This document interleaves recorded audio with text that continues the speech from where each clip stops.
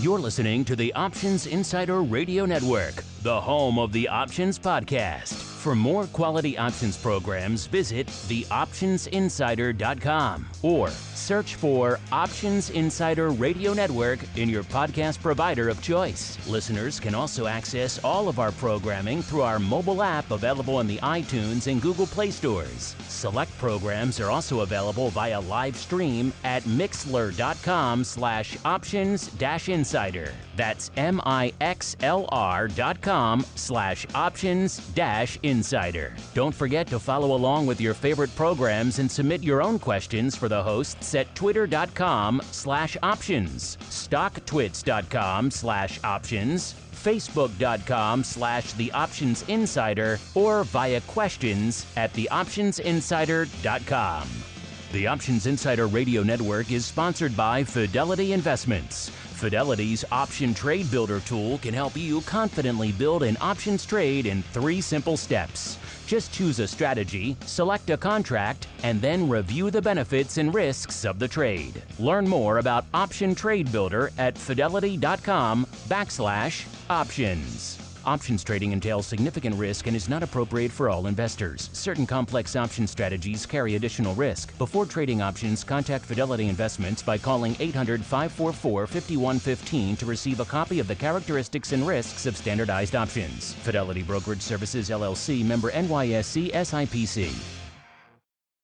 And now, it's time for the show that breaks down the options market. From unusual activity alerts to market analysis, strategy overviews, listener questions, and much more. If it involves puts and calls, then our all-star panel will break it down. It's time to hit the option block with your host, Mark Longo from the Options Insider Media Group, and co-hosts Uncle Mike Tussaw from RCM Asset Management, Andrew the Rock Lobster Giovinazzi from OptionPit.com, and Mark the Greasy Meatball Sebastian from OptionPit.com. And now, get ready to hit the option block. All right, everybody. That tune means it's time to rock out with everyone's favorite bi-weekly option show. It's time for the option block.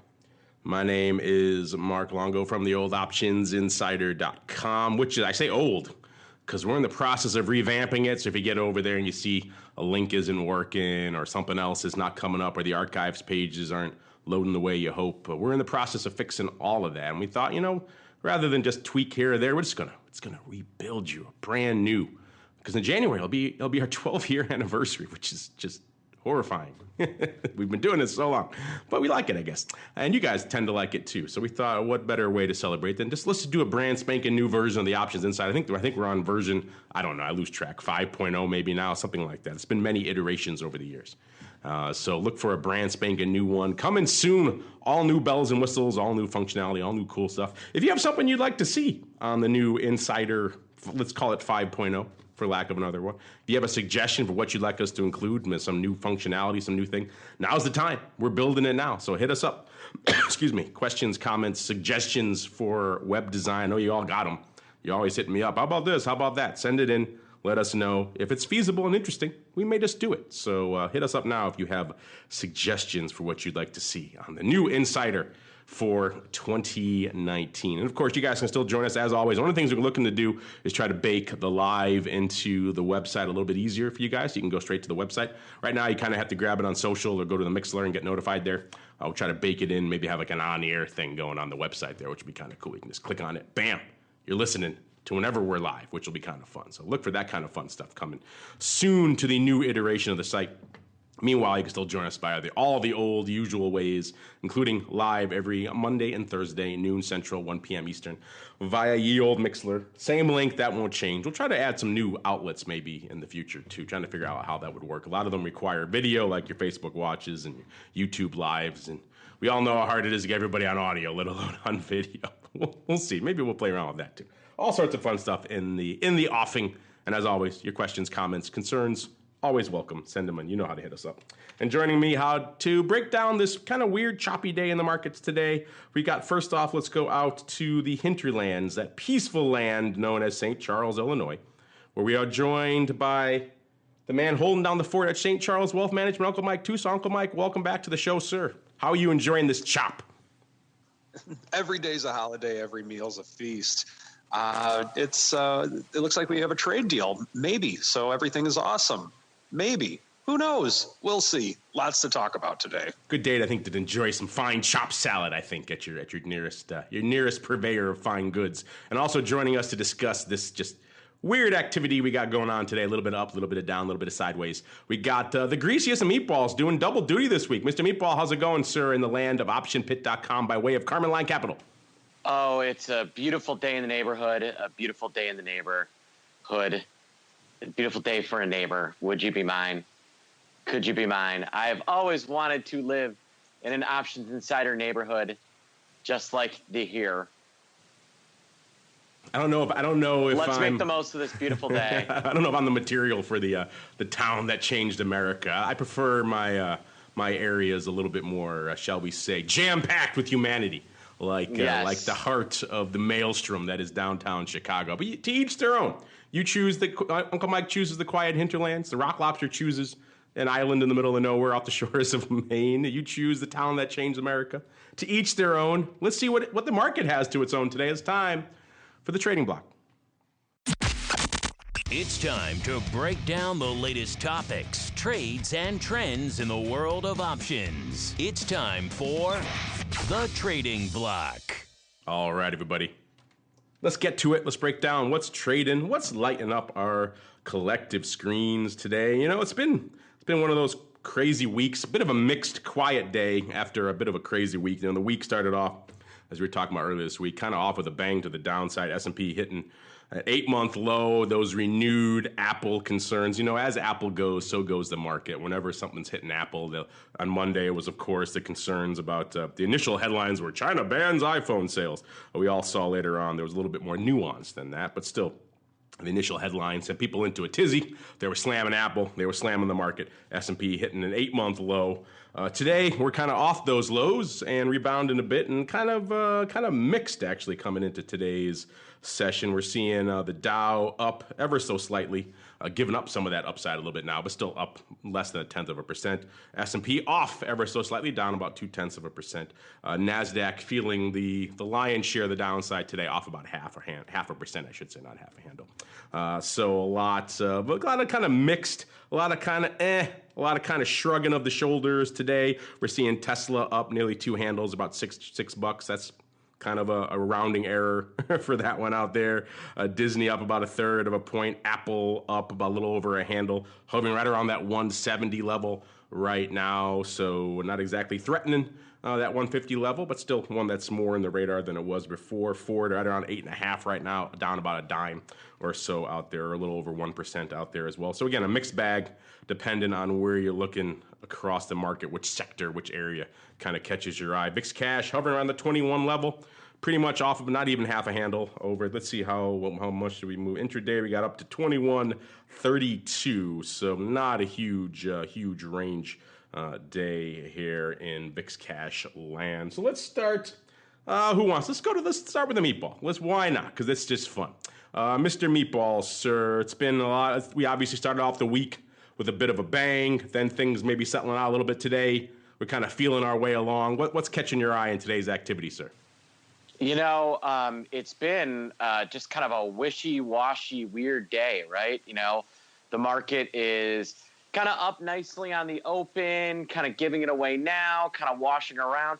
We've now had kind of 3 days in a row of just mealy mouth, soft stuff coming from the market. It doesn't seem like it has any idea what is going on, what it wants to do, or where to go next. I love your technical terms, mealy mouth, soft stuff.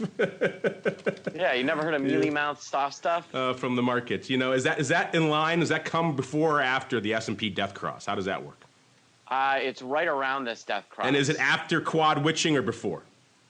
It is after. So you get the mealy mouth, soft stuff after quad witching and before the S. I'm just trying to make sure I know where it falls. Yes, you now have it. And is it on the Fibonacci curve? Does it fall there as well? No, only candlesticks. Oh, candlestick. I got it. Okay, no, I got to know where your technical indicators Never heard fall. of the mealy-mouthed index? I'm going to start following that. That sounds like one I think I could get behind.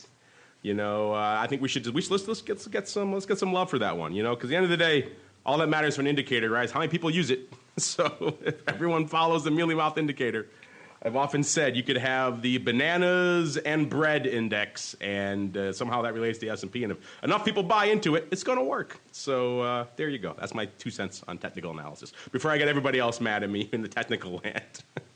Let's move. Uncle Mike, sir, you're kind of a resident chartist. First off, are you offended? And then B, what's catching your eye in today's activity, sir? How come you guys always make me the resident chartist? You're a resident Apple guy, resident bull, resident chartist. You're the resident whatever we need you to be. Yeah. Resident ISIS supporter, all these things, you know? You are what we thought you were. Oh, my goodness. More like I am what you say I am. Got it.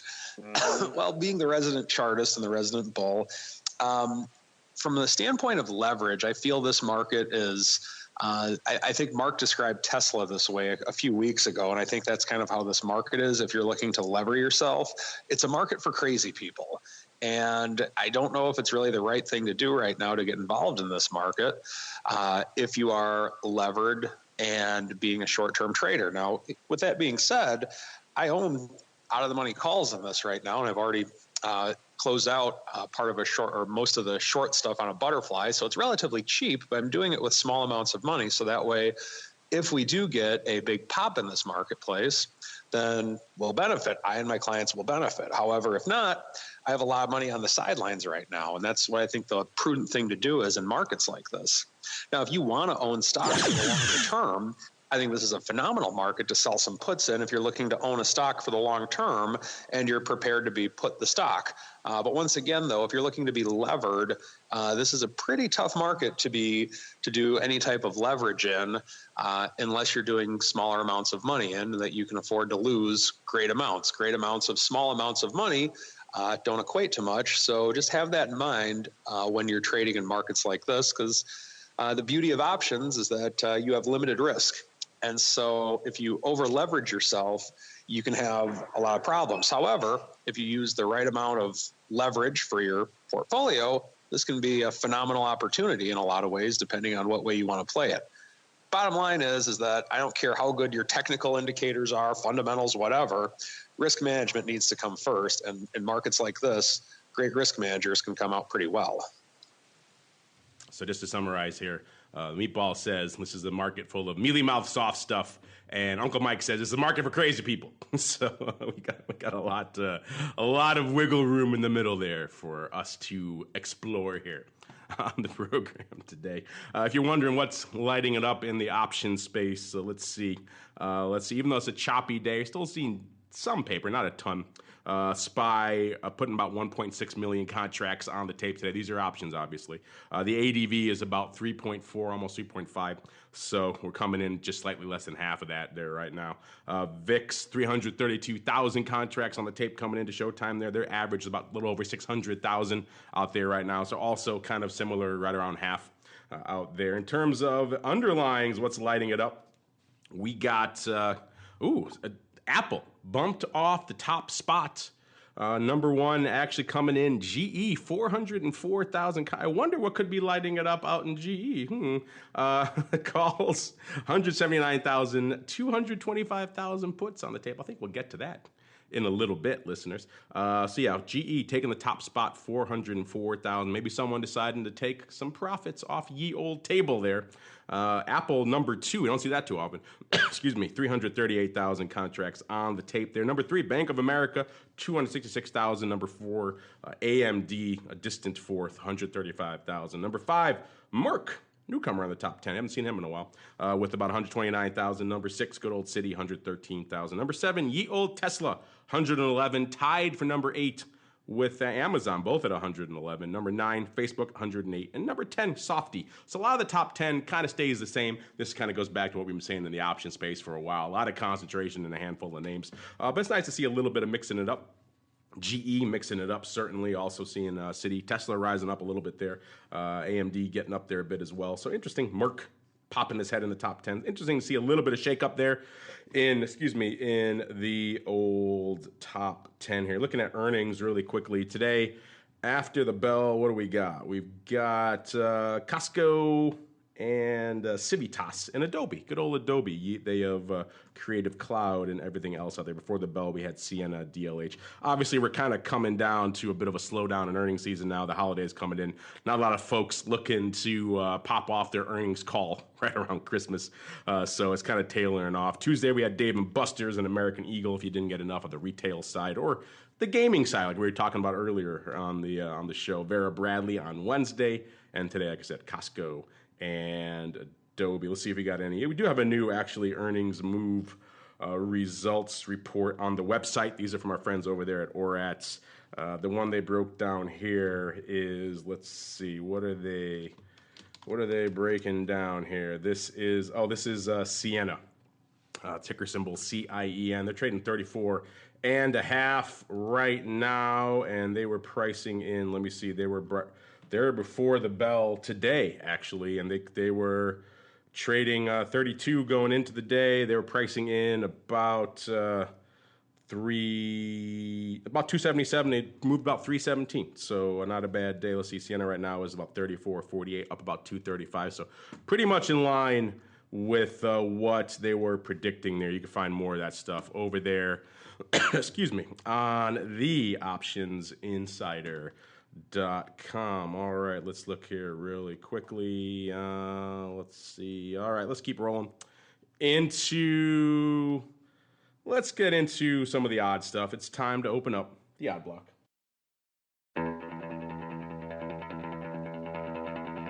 It's time to break down the most interesting, unusual, and downright questionable options activity that's been identified by theoptionsinsider.com.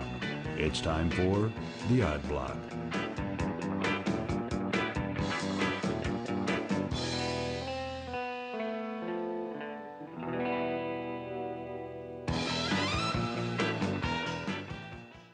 All right, everybody, let's do it. Let's get weird. Let's get wild. Let's get whimsical here on the old odd block. Let's kick things off as we like to do here in the land of Tesla. This one today, like I mentioned before, up slightly on the day. Let's get the most recent number here. Tesla actually looking a little bit stronger now, up 7.25, up nearly 2% now, hovering right around 373, almost 374 here.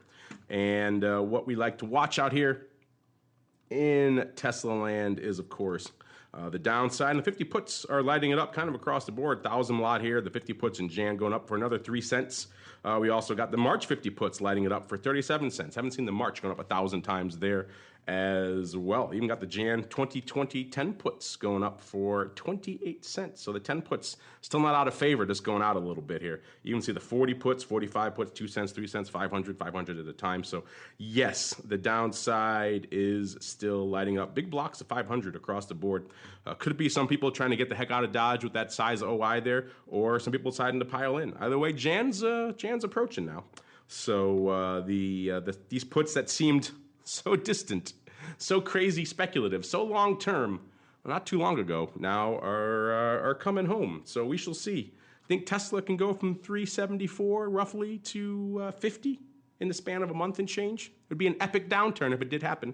But then again, crazier things have happened. No one said Enron can get down below 10, and then it did. So the crazier things have happened in the past. We shall see if a Tesla can maintain. Meanwhile, let's go on, Mr. Meatball.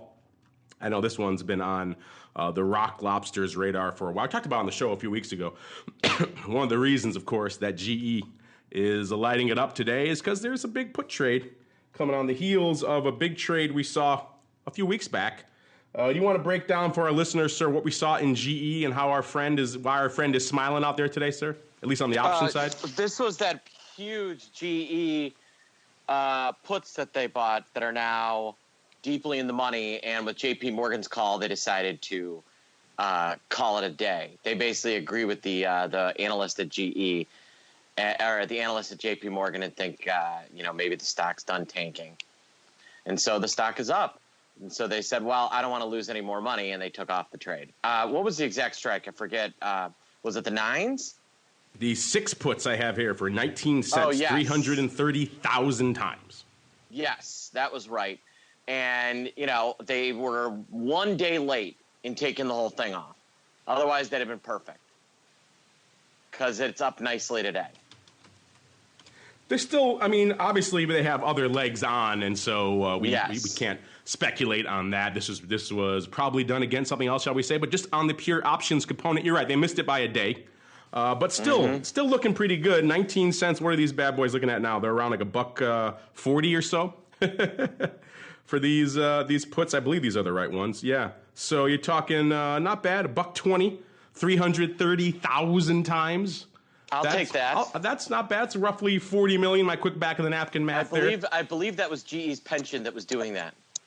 I would think so. It's got to have someone who's got some skin in the game doing that sort of thing. But yeah, still, 40 million for the GE pensioners. I guess there are worse things to have, right? And the nice thing is they actually took it off. They didn't just let this go away. Yes, that would have been the sad part of it. How many times have we seen? I know this is a big bugbear for you, Mark, where people do all this work, they spend money to put on a hedge, and it actually works, and then they do nothing with it, right? And then it goes away. With it. And what's the point of hedging? That. I guess at that point, it's really only psychological, right? That's what you're doing. You're just making yourself feel better that you're hedged. Correct. You did the right thing, but you're not doing anything to take it off. You did the right thing, except you didn't do anything of it once you were right. Good job. So this guy gets the Good Job Award, and certainly near term, one of the biggest winners we've highlighted in Profile, just size money-wise. Yeah. It's 330,000 contracts. If it ticks a penny in his favor, it's going to be a big winner. So if it goes $1 and a change in his favor, that's going to be a big size winner. So this may have to be our size winner of the year here for the odd block. Again, he's got other stuff on against it, so nothing is written in stone. But still, the fact that he took it off, he missed it by a day. C'est la vie. There are worse things to happen. Yeah, it looks like a bit of a savvy pension fund. They actually play in the options. How often do you see that? We go to all these conferences, things like risk management and others, and the whole purpose of the conference is, why don't more pensions use options? And here's a big one doing it, and doing it to great effect. So we should salute these guys. Doing it and doing it and doing it well. Like LL Cool J. Good job, pension fund. Well done. The only thing they could do better is perhaps call up Carmen Line to consult with them on how to effectively put on their hedges. I was actually doing just that yesterday. I was working with an individual, helping them build a hedge around a concentrated stock position. And lo and behold, they wanted to use options. How smart.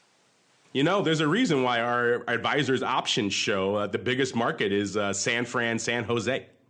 Go figure. It's not Chicago or New York.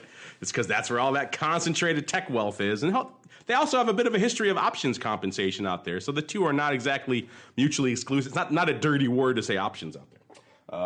People like it. And then their neck of the woods. Concentrated wealth and options, they tend to go hand in hand. Speaking of hand, let's see what else is lighting it up. That's going to be hard to top that money-wise. Let's see what we can do here instead. Our Eye of Sauron, always scanning like Roz from Monsters, Inc. We're watching, always watching. So even little ones don't escape our gaze on a day like today. Let's go out here to THC. THC, you might be saying, this is some sort of cannabis name. And you'd think that, but no, it's actually Tenet Healthcare Inc.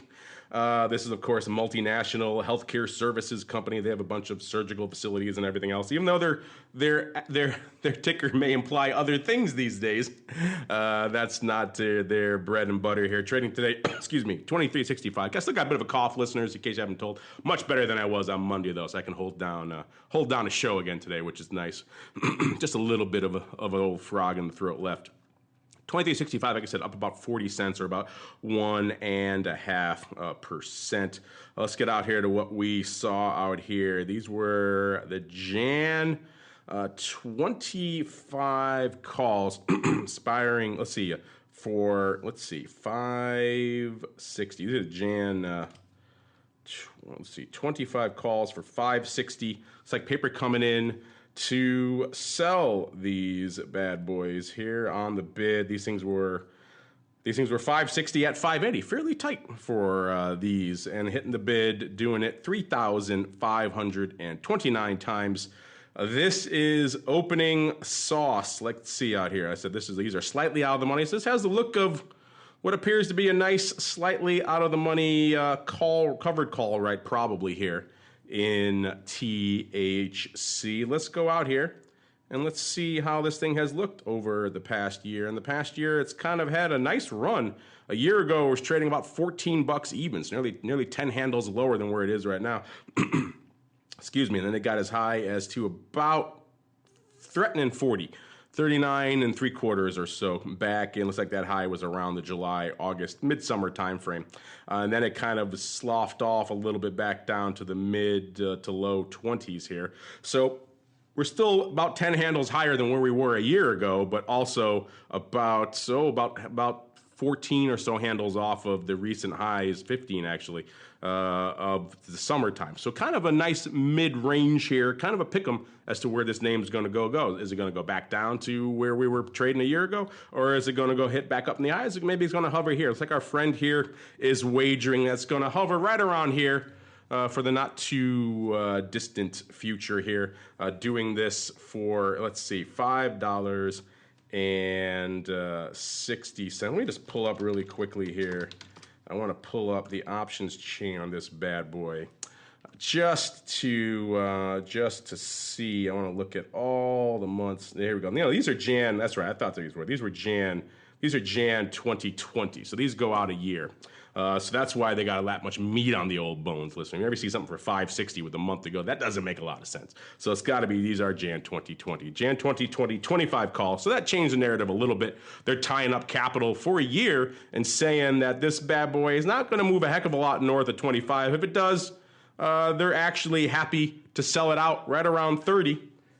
I've seen crazier trades. Mr. Meatball, what do you think about this one? What do you think, first off, about the notion of 1 year covered calls? Are you a fan? And then B, what do you think about this one in particular?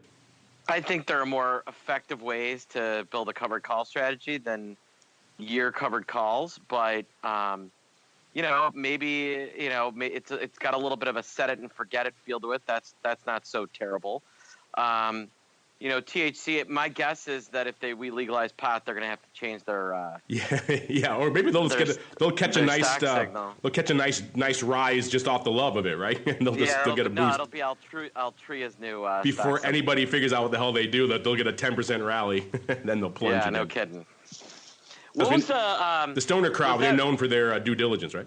Was that Riot blockchain, where they were literally rallying because they had the name blockchain in the name? I think so, yes.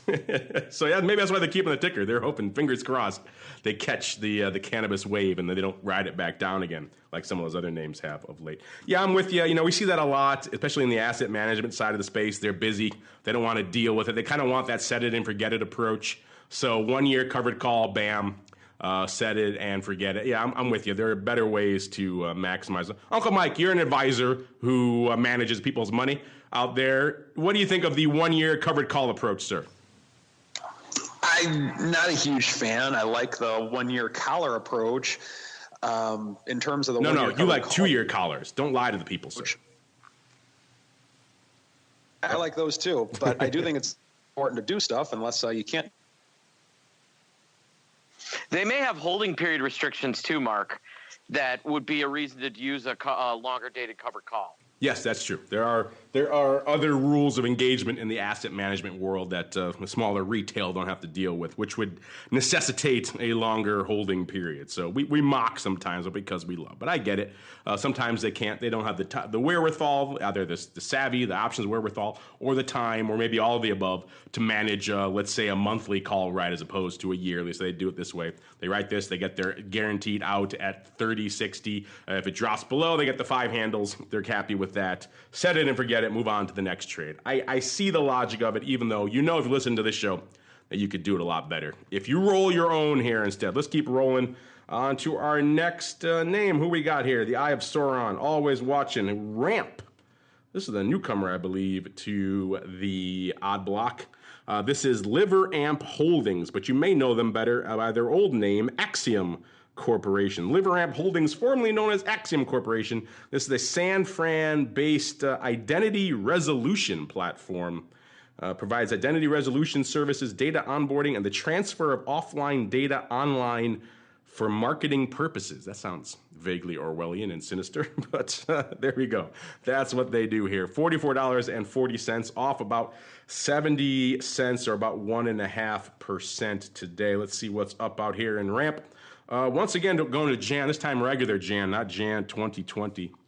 And it seems like we got our old selves, the old straight up out of the money near term call buy. Seems like this is Odd Block 101 here. We got 3,000 of the Jan 50 calls, excuse me, going up for 70 cents. These things were pretty wide, as you might imagine. Not a lot of paper going up in Ramp. 45 cents at 80. These things went up for 70 cents. So quick back of the napkin analysis, looks like they're buying those bad boys. They got them. They save themselves a nice dime. You're doing 3,000, you'll get that. 70 cents for these things. Looks like paper buying.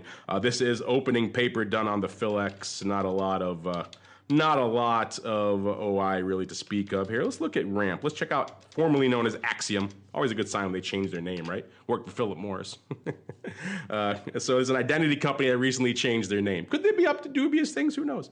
Who knows? I'm not smearing. I'm just conjecturing here. Let's look here at the year that's been out here in Ramp. A year ago, they were trading a little bit shy of the 30 handle, about 29, 28 and change, looks like. So they're quite a bit lower than where they are right now, about 16, almost 17 handles lower than where they are right now. They're low, actually, of this period. It looks like they dipped down to 1860 over the past 52 weeks, which is substantially lower than where they are right now. Then they got as high, looks like in the summertime, they hit their peak around July or so of 51 and a half. So they're well below that now. They're about 7 handles below that, but still way up from the 18 level they hit somewhere in the past year. Looks like that was close to, this doesn't show on this chart, but looks like that was probably around the maybe April time frame. This chart doesn't show the 18, even though it does show the 52-week low of 1860, which is interesting. But let's see here. So 1860 to 51.5. Now we got some call buyers coming in, Mr. Meatball, at the 50 level, going out a month and change. So going out to Jan 50, the stock 44, almost 45 right now. Paying. Let's see how much they paid. 70 cents for these bad boys. So they need this thing. They need this thing to get going here. What do you feel about these bad boys, sir? The old odd block special. Near term, out of the money call love. What's your spidey sense telling you about these Ramp calls? It's probably some sort of income play. I mean, that would be my guess. And that's not a very popular play. I think they're writing these. That would be a better look, I would think. They got a good price if they did write these. They sold them for 70 cents. Yeah, that would be. I don't know if that. I mean, I'm not sure whether they wrote or. That means they found some desks to step up and fill them at 70. That's an impressive broker. I'd want to use them. Yeah, well, they're probably paying through the roof. Yeah, that's true. But you never know. I could be wrong. It could be. It could be a. It absolutely could be a. What's it called? A buy. So. I like it better as a covered call, so I would look at it more favorably that way. So let's be charitable. Let's assume that this is a covered call and that they have a great broker and they executed them a dime off the offer to sell these things. In which case, well done to you folks out there in Ramp, and more importantly to your broker. You should use them again. Whatever you're paying them, they made it worth your while there. I probably think they're buying these, but hey, let's be nice. Let's be nice. What do you guys think? I like it better the other way though too. So let's be nappy. We're coming towards the end of the year. It's a feel good season. Let's be feel good here on the odd block and assume that all is right with the world and that they're right in these bad boys and everyone's going to be happy in a month and change, rather than sad and weeping over 70 cents lost 3,000 times. All right, let's keep on rolling. It's Thursday. It's time for you folks to dive in and take the reins. It is time to open up the mail block. It's time to take your seat on the All-Star panel as we read your emails, tweets, Facebook messages, website comments, and much more. It's time for the Mail Block. All right, everybody. It's time to get maily here. What was that old Blues Clues? Mail, we got mail. Something like that. I forgot how it goes now. Mr. Meatball. You know the Blues Clues mail song, Mr. Meatball? I don't. that I thankfully none of my kids ever watched Blues. I figure you got younger guys than me, so maybe they're back into the old. Maybe Blues Clues is back again. I don't know. It had a good run there, but yes, none of us were all laggards when it comes to our Blues Clues song knowledge. You guys aren't laggards though when it comes to playing along in our polls. Go figure. You guys like yourselves some speculating on the old fruit company. Because that's what we got rolling again here this week. You got a couple days left if you haven't voted. At Options is the place to make your voice heard. As always, folks, let's start with, what do we got here? Let's see. Let's go, our Apple poll. Here we go. The open interest, again, Apple, popular name, OI, always very high. But a few positions are dominating the roost right now. Again, these were calculated as of when this poll went live earlier this week, so they could have changed. I don't think they have. But we're keeping this as the data from earlier this week. So that's how this was constructed. Gave you 4 choices. The Jan 2020 200 call. The regular Jan 250 call. The Dees 180 put, so straight up Dees in your face, down, actually now in the money put. Or the straight up regular Jan par put, which is a distant level there. I see the numbers here, but I won't lie. I won't give you guys any hints. Uncle Mike, we'll start with you. If your Skype gods are smiling there in St. Charles, I know what you voted on earlier this week. Is your vote still the same? I think you were the Dees put. Have you changed your mind, sir? I have not changed my mind. I stand by my vote. That's my story, and I'm sticking to it. All right, 1 vote for the Dees 180 put. Mr. Meatball, I think you were the Jan 2020 call, or have you changed your mind as well? Yeah, I like I've changed my mind to that Dees put. Dees 180 put, huh? Interesting. Interesting. I could give you guys the answer. Instead, I will type it into the chat while I don't give an answer to our audience yet. Our audience is actually picking right now in our poll. The Jan 2020 200 call is leading the roost with 39%. Followed number 2 by the put, the Dees 180 put with 26%. 20% for the Jan 2.5 calls. Looks like the Jan par put growing in favor a little bit, up to 15%. The number's evolving, but the Jan 2020 200 call seems to be leading the charge since the beginning. If you guys think it's differently, you want to change those numbers, head on over, add options, make your voice heard. You got a couple days left to do this. We will reveal the actual answer tomorrow, listeners, on Volview, so you got to tune in then to know. But in the meantime, here we go. I'm getting... My savvy producing staff is getting me the Blues Clues song as we speak. It's like, here's the mail, it never fails. It makes me want to wag my tail. When it comes, I want to wail. Mail. There we go. That was it. That's what I was looking for. See? Our savvy research team. Crack on the ball here at the Options Insider. I knew there was a savvy song to be had there. I didn't sing it, but, still recovering from a cold, listeners. You got to cut me a little bit of slack. What do we got here? Comment from our buddy there in the chat, Austin41. I think this was from the last show. He said, good shows today. The experienced and animated host make it very entertaining and interesting to listen to. Well, thank you very much, Austin. You are clearly a man of discerning tastes. Animated, I like that. I try to get up. Sometimes I got the Rock Lobster. He's kind of down in the dumps, or you never know. Maybe Nick on Twifo. You got to lift him up a little bit. So it is my job to kind of be the center point here, the big cheer for a reason. You got to keep things flowing. So I appreciate the love there, Mr. Austin. Bjorn L asking. Are you still liking Apple 150 puts here? I think this is from our last show, maybe a week ago. I think it was the Rock Lobster who was saying he was a fan of. This came from our listener question last week.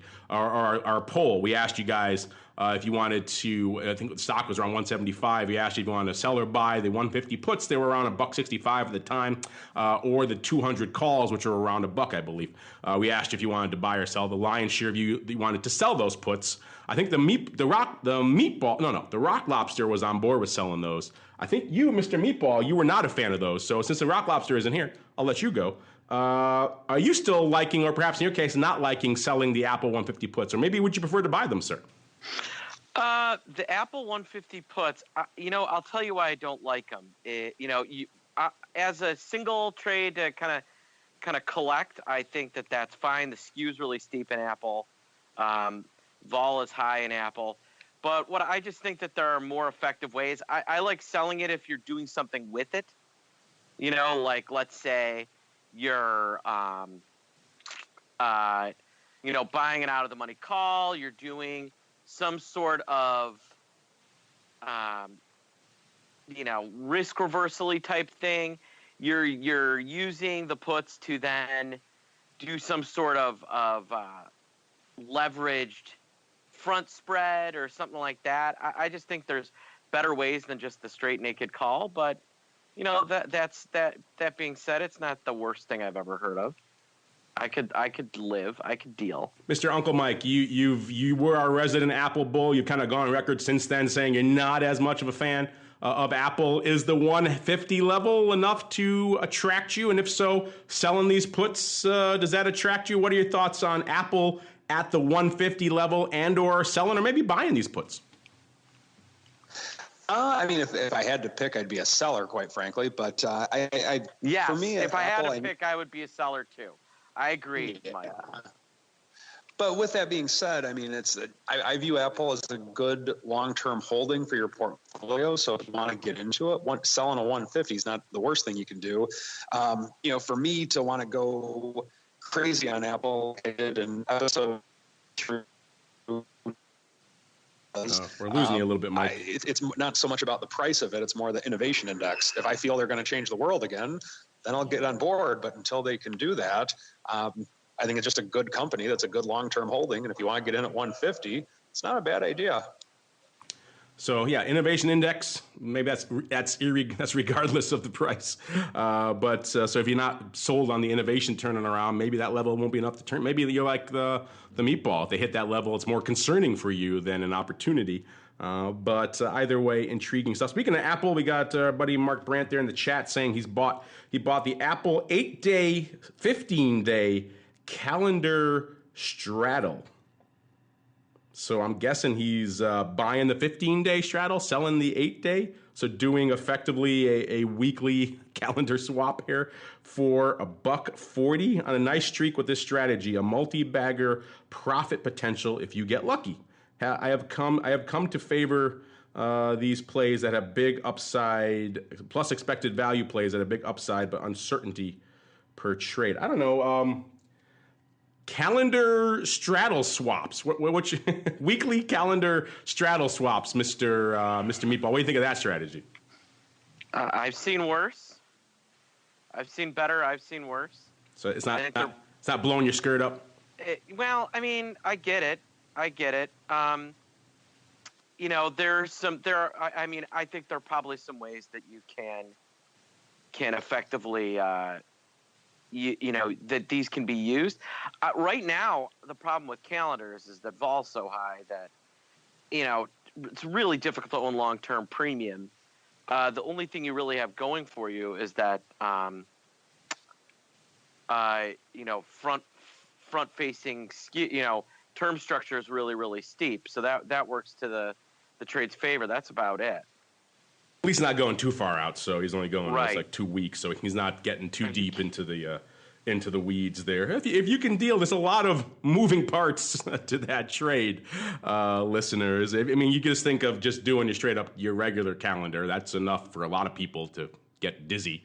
And then all of a sudden you add the straddle component to it. So you got 2 strikes, you got calls and puts, dogs and cats living together, mass hysteria. But if you can handle all the madness therein, I guess the meatball put it well. I've seen worse. I've seen better. I've seen worse. I haven't really done the analysis on that enough to think. I'll have to think about that a little bit. You don't see a lot of calendar straddle swaps. I like it from just it rolls off the tongue. I like it. Let's see here. What do we got? Max Lee. He wants to know, what do you think about stock replacement in SPY here? And if so, how far out would you go? A lot of people got stock replacement on the brain these days. I guess it makes sense, what we're seeing out here. Particularly earlier this week, we saw S&P hitting 8-month lows. We saw a lot of low levels, seeing low levels in names like Apple and stuff. So these are times when people are thinking about value judgments and whether this is good times to be getting in. And stock replacement is a way to do just that. So I could see why these inquiries have ticked up over the past month or so. Uncle Mike, you're kind of our resident spy guy. Spy guy, I like that. Your new name, Spy Guy. What do you roll with a lot of stock replacement in SPY? This is usually a strategy we see for single name equities. We don't see it as much in the big indices, but it still works. It still applies. It's just not as common for a variety of reasons. Mr. Uncle Mike, do you ever roll with stock replacement in SPY? And if so, and if you were to consider it now, how far out would you typically go? Well, I mean, yes and no. I would say I base my whole life on stock replacement of SPY. And by the way, I love the name Spy Guy. I think that's awesome. New Spy Guy. That's a new title for you. I like it. For sure. But I mean, I think you can do it like the traditional way with which to do stock replacement is to buy a deep in the money call and then maybe finance it with selling some calls against it in a shorter term month or week, whatever the case may be. But I think that right now, or what I'm looking at right now, out in the opening segment, I think it's a great opportunity to maybe buy an out-of-the-money call spread with a smaller amount of money and just manage the time decay on it by selling other premiums or something along those lines. You're not going to replace it delta for delta if you do one contract for every 100 shares. So keep that in mind if you're doing it. But I think that the way to do it right now is to just do an out-of-the-money of some sort, but have the ability to do stuff, whether sell a small put spread or sell other calls against it or things along those lines. Right now, I think it would be difficult to buy a deep in the money call as a stock replacement because premiums are relatively higher, and you could still do it. I still think it's a very viable thing to do, just not my choice at this stage in the market with volatility as high as it is. Yeah, I'll have to go check. I know Brian on Options Playbook, he often talks his fig leaf, which is stock. I think he does it on SPY a few times.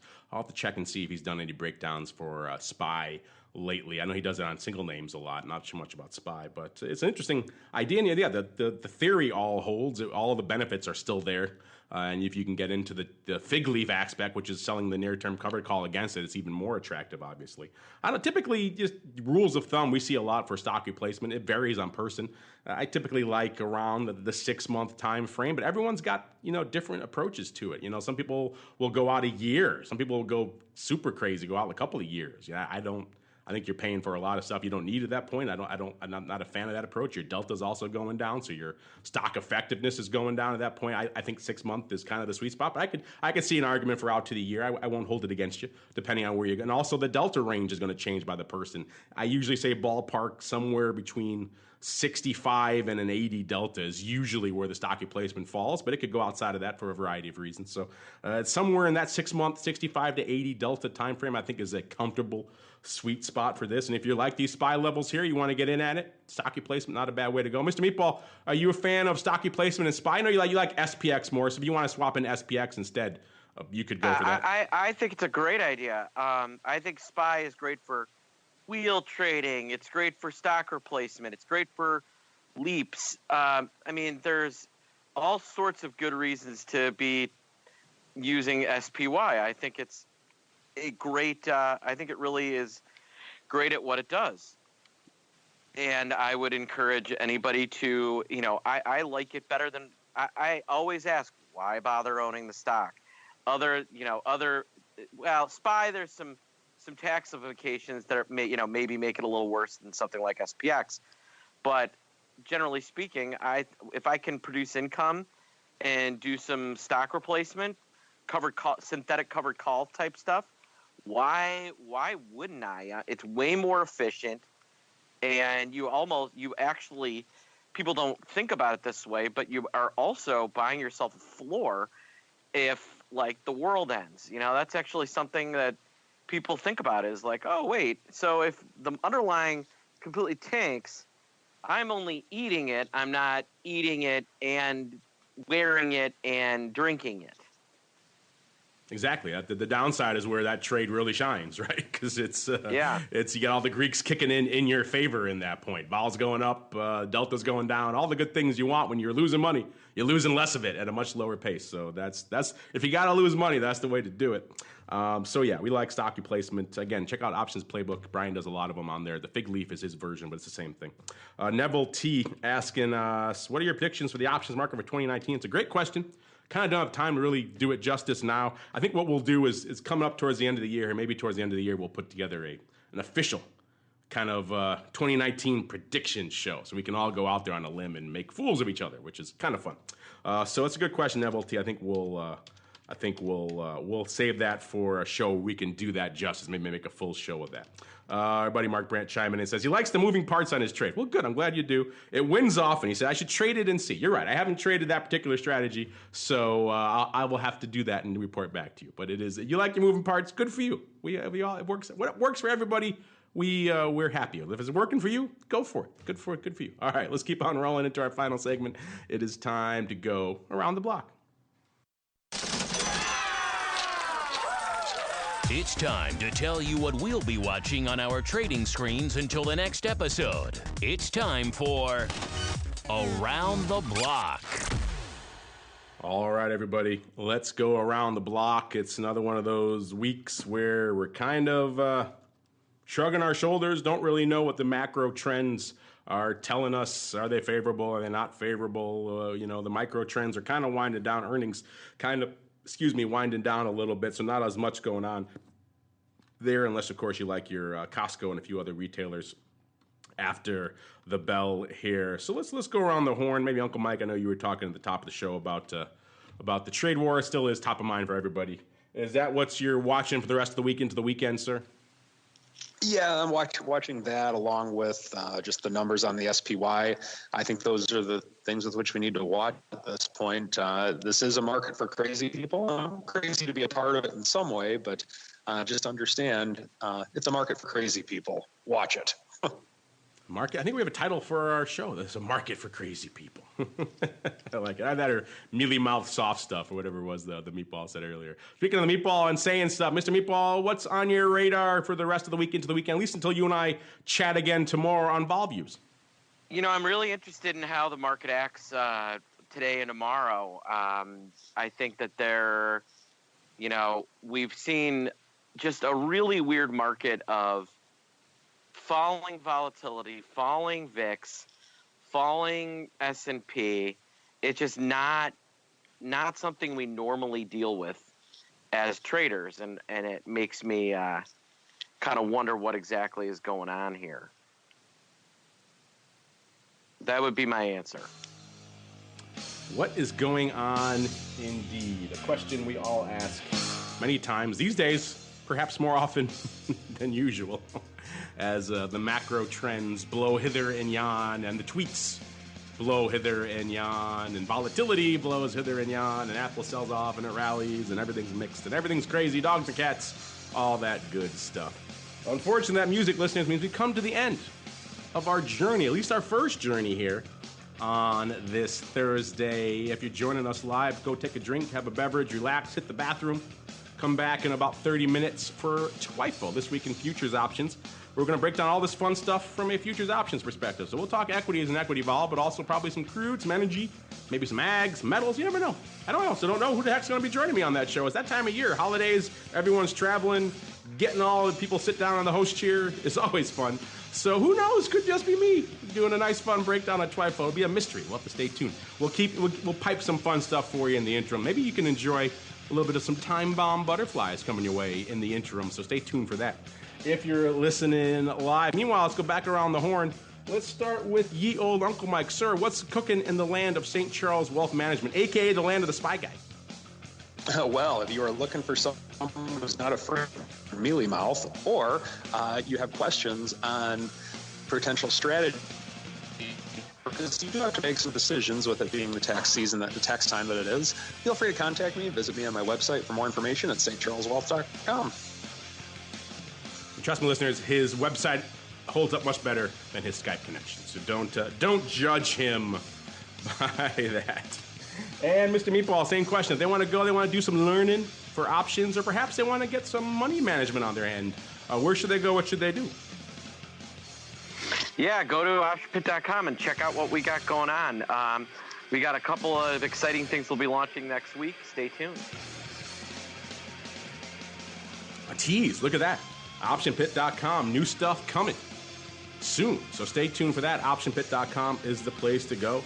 And on behalf of the Greasiest of Meatballs and Uncle Mike, a.k.a. Spy Guy, until he's Apple Guy again, or XLE Guy, or whatever else he flips into, SLV Guy maybe. Doesn't really go off the tongue.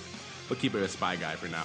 And indeed myself, I want to thank all of you for downloading, streaming, subscribing. Again, if you're joining us live, enjoy some Time Bomb Butterflies, and you'll be back in about half an hour to talk all things TWIFO with mystery guests. We'll see. Who knows? And otherwise, we'll see you back here next week for more of the Option Block.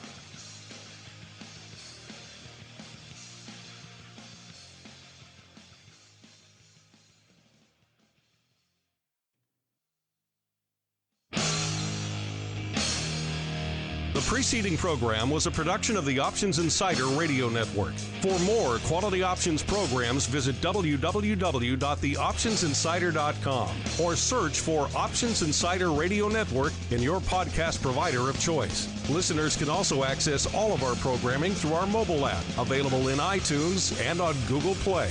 Don't forget to follow along with your favorite programs and submit your own questions for the hosts at twitter.com/options, facebook.com/theoptionsinsider, or via questions at theoptionsinsider.com.